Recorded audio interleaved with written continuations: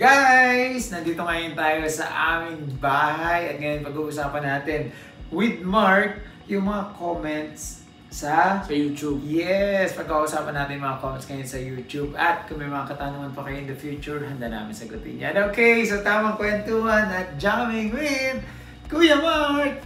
And Kuya Well. Yeah, here in the device. Okay, mag-start tayo sa mga comments na receive natin. Sige Mark, basahin mo. Okay, unang tanong is galing kay Gravy. Gravy, wow, sarap. So, thank you sa help ni Kuya Well. Nakabakasyon ako sa Dubai nitong weekend. Very smooth lang po. Highly recommended po mga kabayan na i-contact nyo si Kuya Well. Sa immigration, tinanong lang ako kung ilang araw ako sa Dubai, visa ko at hotel booking. Yun lang. Wow, So, so nasabi mo doon. sobrang smooth lang. Siya kasi, yung client ko na yan is hindi nang galing sa Pilipinas. So, nandun siya ay sa Middle East lang din. Pagkatapos talagang pure tourist visa na pupunta dito. Kasi ngayon, iba kita mo weekend. Wow, so ibig sabihin, ilang araw lang siya dito sa Dubai. Bakasyon lang talaga. Bakasyon na talaga. So, pagkatapos process na ng visa, at alam mo, pag-process ng visa is napakadali. Mga ilang araw, ilang oras. Okay, pag 1 month kasi most of the time, pag umaga pinrasa, same day. Same day lang? Most of the time. Pero 1 to 2 days ang sinasabi natin or 2 to 3 working days. Kasi nga, ayaw natin sila mag-expect na baka pag sinabi natin same day, biglang, ay, natapos na po yung araw, wala pa, sabi niyo, di ba? So, be an expectation na lang. Mas okay na ma-process ahead of time kaysa dun sa sinabi natin. Okay, so may palugit yun. At nakakatawa, hinanap lang sa kanya is hotel booking at saka yung kanyang kung ilang araw siya sa Dubai. Yung kung ilang araw kasi may return ticket siya pabalik doon. So kasi nga yung return ticket saka yung hotel booking talagang tinatanong, depende naman sa immigration officer. I think sa Saudi siya galing. Galing Saudi. So talagang bakasyon lang siya. So sa Saudi kasi doon kailangan talaga may exit or re-entry. Kaya pag wala ka na hindi ka makakalabas. Pero pag galing ka sa Kuwait, kung saan hindi naman kailangan. So mas madali. Okay, so next question. Next question is next comment. Hindi siya question, next question. Time. Comment pala, comment. Yeah. Galing kay Jerry Cream. Kuya, lagi ako nanonood ng mga vlogs mo. Sana ako naman ang sunduin mo. Yes, thank you so much po sa laging panonood ng vlog, Kuya. So, syempre, hindi natin ma-promise na masusundo siya, pero dahil request niya, pumunta ka dito, tapos susunduin ka natin. Susunduin natin. Tanungin natin kung ano ba yung experience. Pagkatapos, sa mga sinusundo namin dyan sa airport, tinatanong din namin kung may tutuluyan ba sila. Kasi nga, most of the time, kung wala silang kamag-anak, wala silang tutuluyan, may mga bed spaces na yung available. At pwede sila doon. Kung hindi sila maarte. Kasi syempre, katulad ng ibang mga ang hirap naman talaga dito sa doon. Makikisama ka. Paano kung ikaw hindi ka marunong makisama? Tsaka kung sanay kang mag-isa.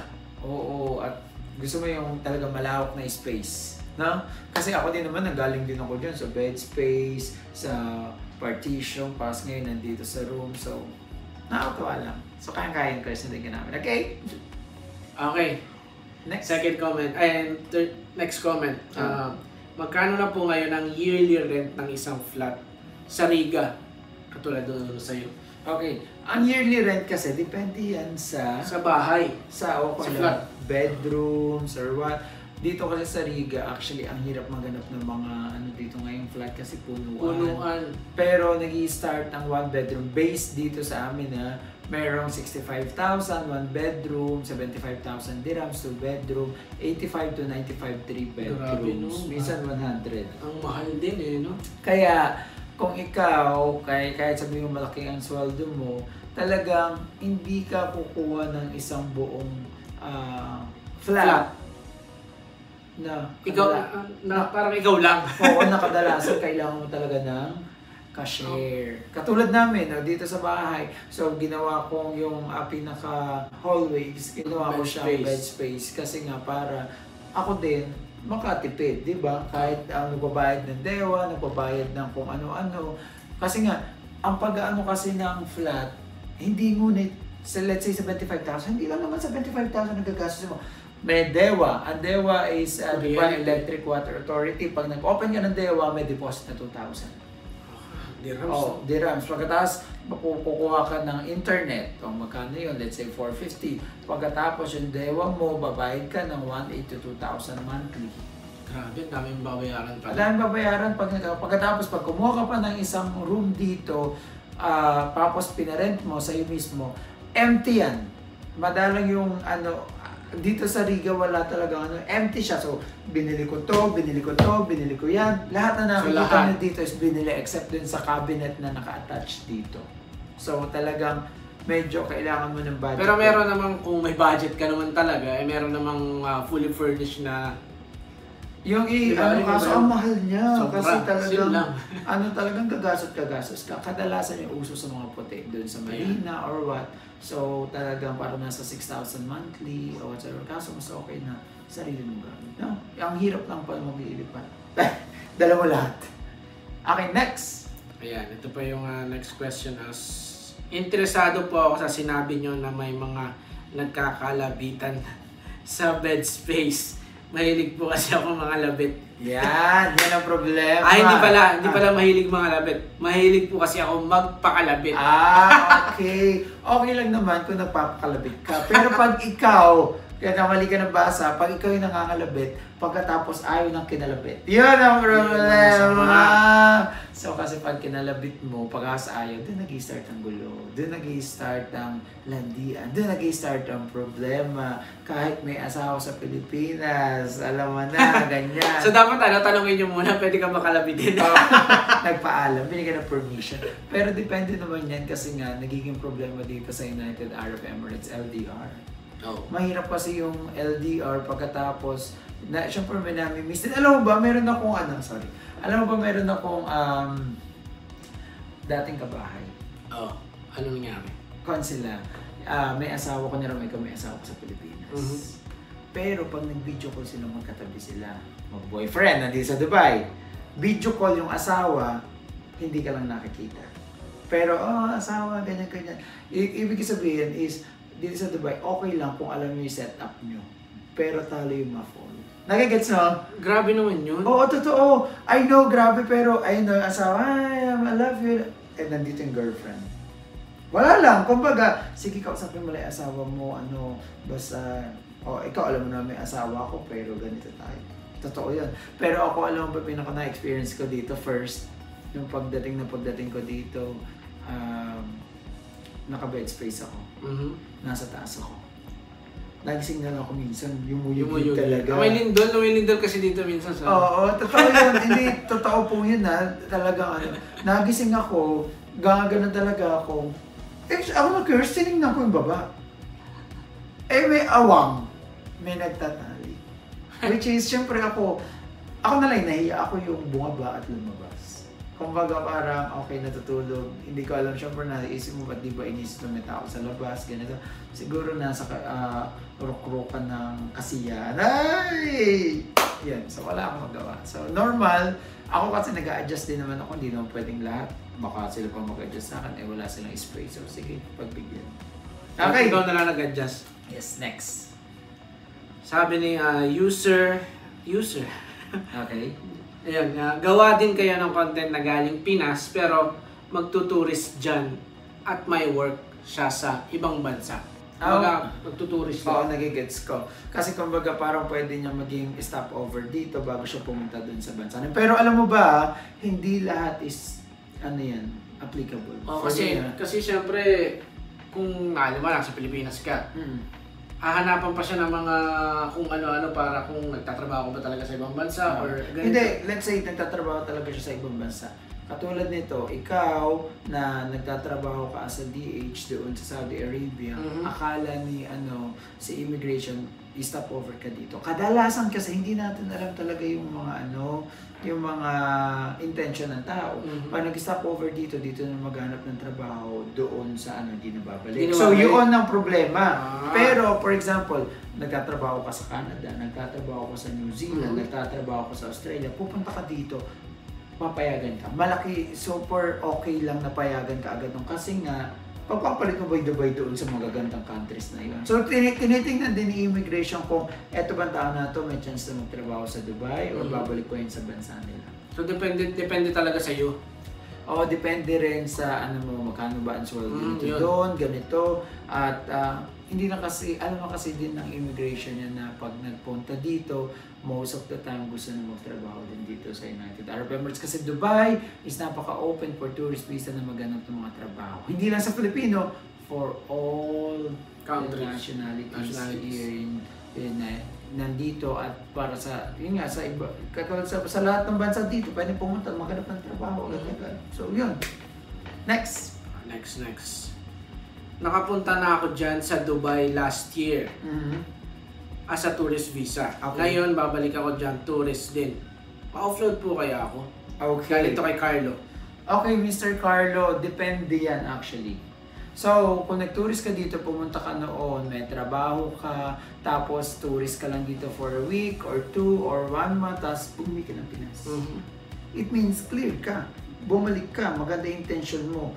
Pero, kung for example, nawalan ka ng trabaho sa Pinas, wala ka ng capability na i-fund yung sarili mo, pas pupunta ka dito, may chance ka ma-float.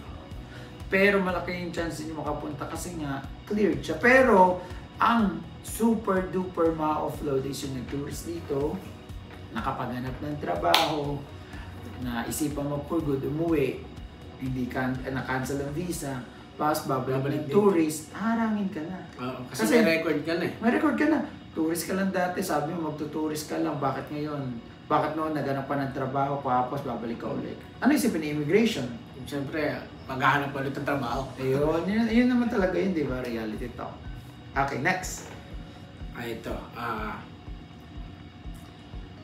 I-vlog nyo rin ang mga buhay ng mga nakakaawa na Pinoy na nasa villa. Nakakaawa kaya. Nagtitipid na nga lang yung iba kasi ang dahilan nila is nagkokopol-kopol na lang. Kumbaga, magjowa na lang para makatipid, para naghahati na lang ng bayad. Kasi napakababa ng mga sahod. Sana mabigyan pansin din sila. Totoo naman yun. Actually, pwede natin gawin yun in the future. Pero ngayon kasi sobrang init. Kasi sobrang init. 41 degrees Celsius sa labas. Sobrang init ngayon sa labas. Pero gustong-gusto namin gawin yan na pumunta, i-house tour. Yan talagang hindi yung scripted. Gusto ko yung pag nakita kong tao, pwede po ba kayong interviewin, pwede po bang i-house tour nyo, tapos bibigyan natin sila ng konting groceries or what para matulungan, titingnan natin kung ano ba yung yung buhay talaga nila, especially sa Satwa, madami yan. Kasi ako din naman, kahit hindi sa Satwa, dito sa, hindi na lang sa villa, kahit dito sa Riga noon, doon sa mga bed space na katulad dito sa amin or what, dalawa sila. Pero, magiging iba yung presyo doon kasi tina-charge lang yung isa sa Dewa. Sa Dewa. Pero depende yun sa landlord, hindi lahat gano'n. Kasi ang nangyayari nga noon, pag naghati kayo, di ba, baba, taas, or sa baba, dalawa kayo. So parang kung 600 to or 700 or 800 to magiging, mag-add na 150 lang para sa Dewa. So kung let's say 900, half-half kayo doon. So, makakamura kayo. Tipid talaga. Tipid talaga yun. Pero, ang hirap nun. Siyempre, dami kayong gamit.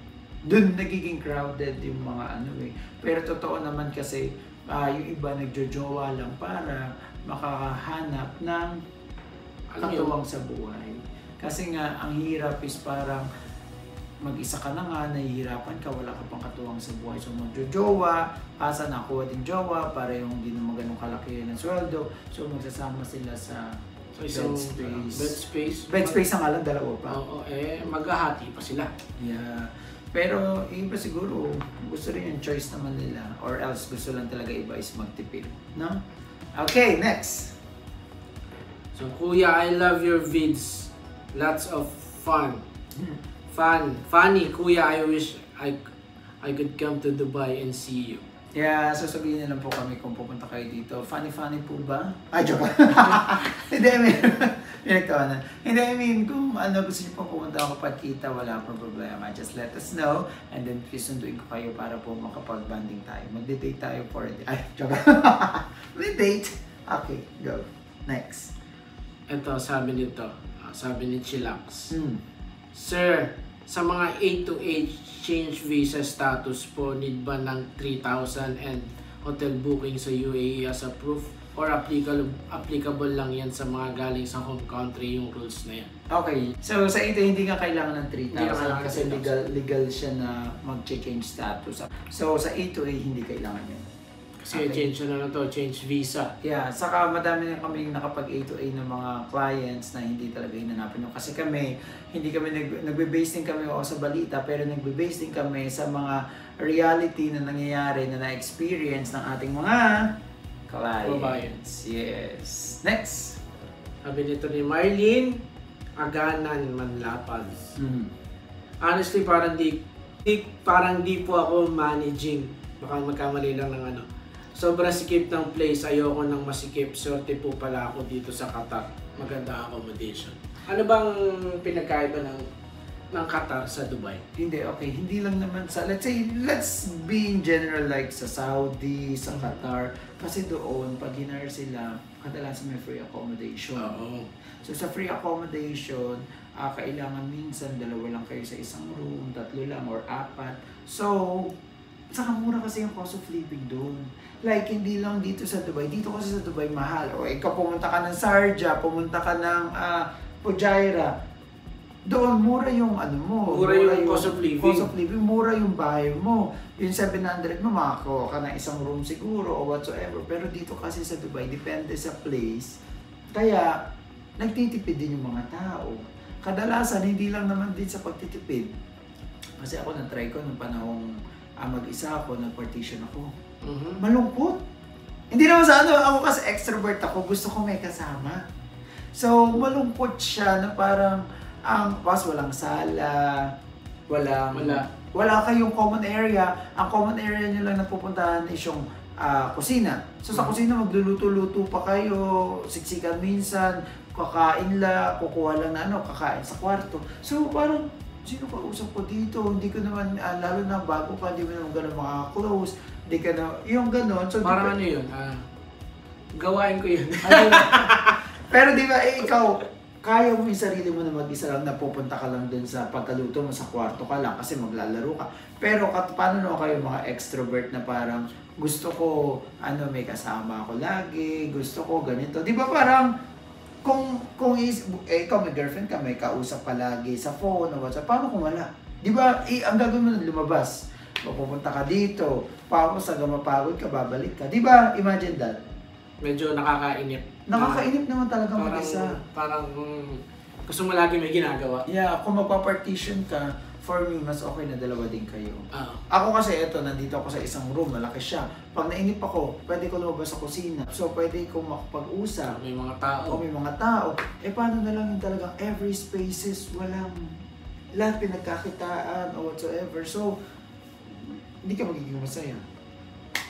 So, depende pa rin po sa tao at depende pa rin po sa lugar kasi yung mga cost of living and everything. So, kung swerte po kayo dyan sa Qatar, stay in Qatar. Hindi, I mean... Pero kung swerte kayo sa, for example, swerte kayo sa Qatar, pero kung gusto nyo bumisita nito, bumisita lang kayo. Yeah, just try. Kasi, katulad sa Saudi Arabia, ang dami taga Saudi Arabia na ang gaganda ng tira. Katulad ni Kuya Eric, sinabi nga niya, di ba, ang ganda ng tira. Ang laki ng nila, may sarili silang may sarili silang room. Pero bakit mas pinili nila mag-Dubai? Mas pinili nila mag-Dubai kasi sabi nga ni Kuya Eric, mas strict bahay lang daw doon, bahay trabaho, parang... Yeah, minsan naghahanap ka rin ng kalayaan. Pero pag nandito ka sa Dubai, yes, pwede kang gumala, madami kang wala kang pera. Magastos lang. Nasa tao pa rin naman yun kung paano nga ba siya mag-awak ng kaperahan niya.